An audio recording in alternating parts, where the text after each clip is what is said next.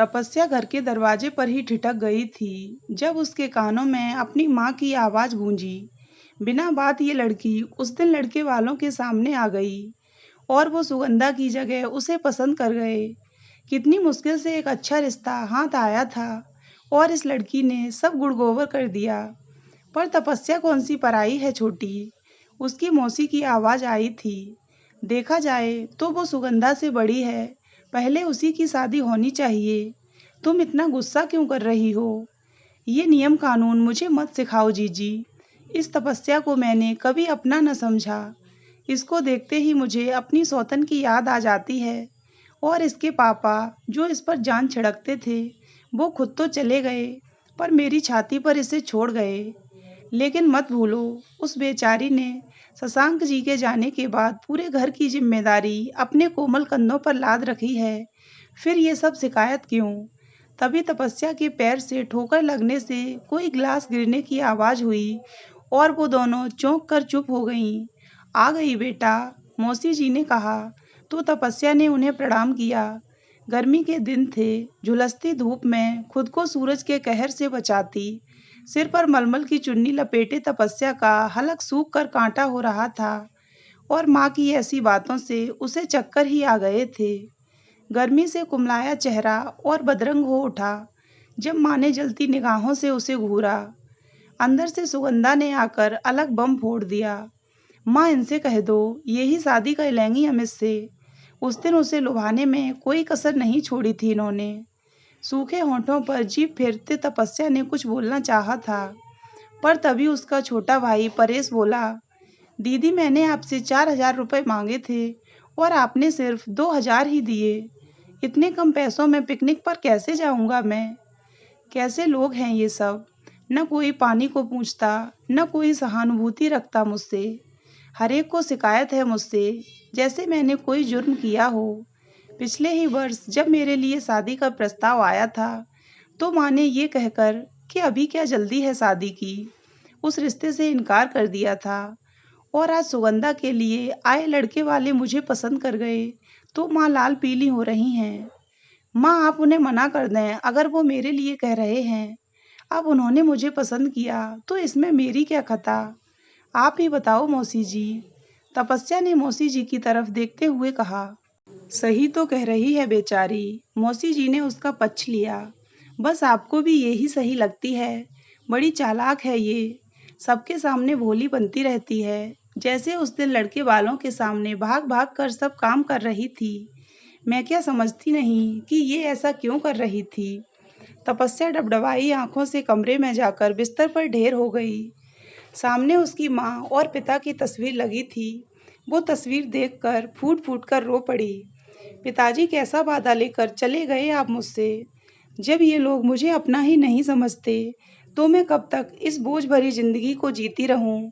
मैं कुछ भी करूं, इन्हें खोट निकालना है उसमें, लेकिन अब मुझसे और सहन नहीं होता। रो धोकर हल्की होकर वो रसोई घर में घुस गई, शाम का खाना तैयार करने। अगले दिन ऑफिस पहुंची तो उसकी पुरानी दोस्त सुधा मिल गई। उस समय तो दुआ सलाम ही किया दोनों ने, लेकिन लंच पर दोनों निकल पड़ी थीं पास ही एक रेस्टोरेंट में, जहां दोनों के मनपसंद डोसे बनते थे। कितने दिनों से प्रोग्राम बना रही थी वो दोनों, लेकिन आज जा पाईं। हालांकि मौसम गर्म था, पर पैदल ही चलती पहुंच गई थी वो। कितनी कमजोर हो गई है तपस्या तू, बिल्कुल ध्यान नहीं रखती अपना, वो बोली थी।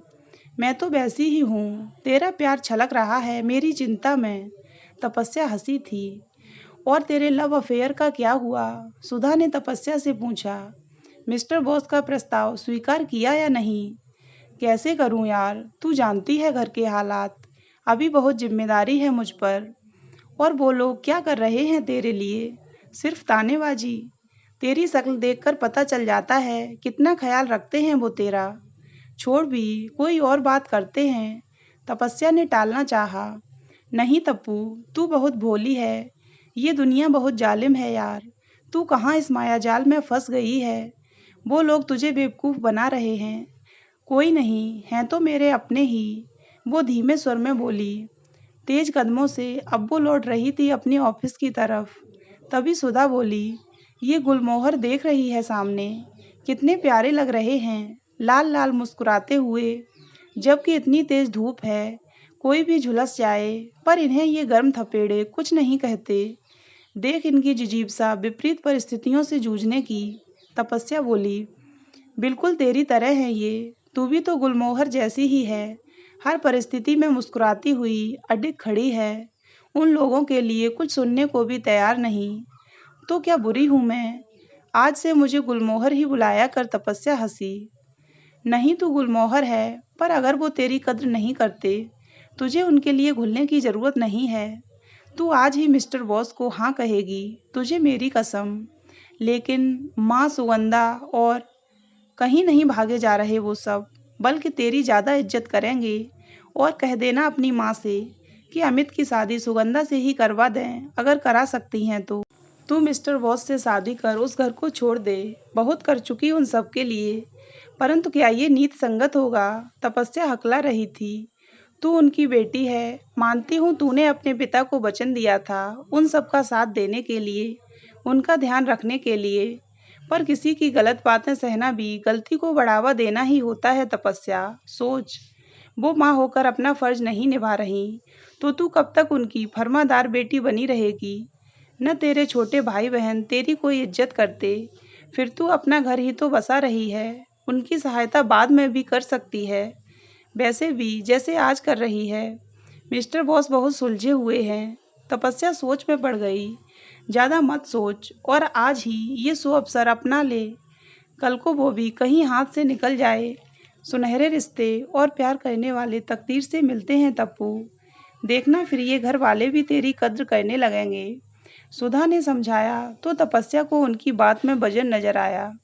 कभी बहुत छोटी थी तो उसकी माँ कहा करती थी उससे, ये जिंदगी एक नाटक है और यहाँ हम सब कलाकार हैं, पर्दा उठता है, हम अपना किरदार निभाते हैं, भगवान निर्देशक हैं, वो जैसा कहते हैं करते जाओ, बस इस माया जाल में फंसना नहीं है किसी को। तुम तो फूल हो, खिलकर मुस्कुरा कर रहो, अपनी सुगंध बिखेरो और काम खत्म।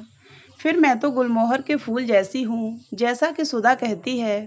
तपस्या मुस्कुराई थी दिल में, क्या सच में मैं गुलमोहर हूँ, जो भले ही घने जंगल में खिले या शमशान घाट में, जहाँ प्रचंड सूरज की किरणें सबको झुलसा रही हैं, मुझे कोई फर्क नहीं पड़ता।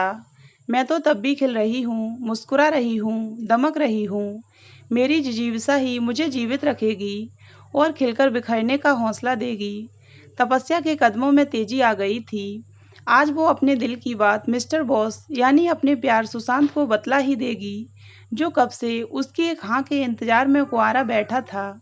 तो दोस्तों, अगर आपको ये कहानी अच्छी लगी हो तो वीडियो को लाइक करें और हमारे चैनल को सब्सक्राइब अवश्य करें।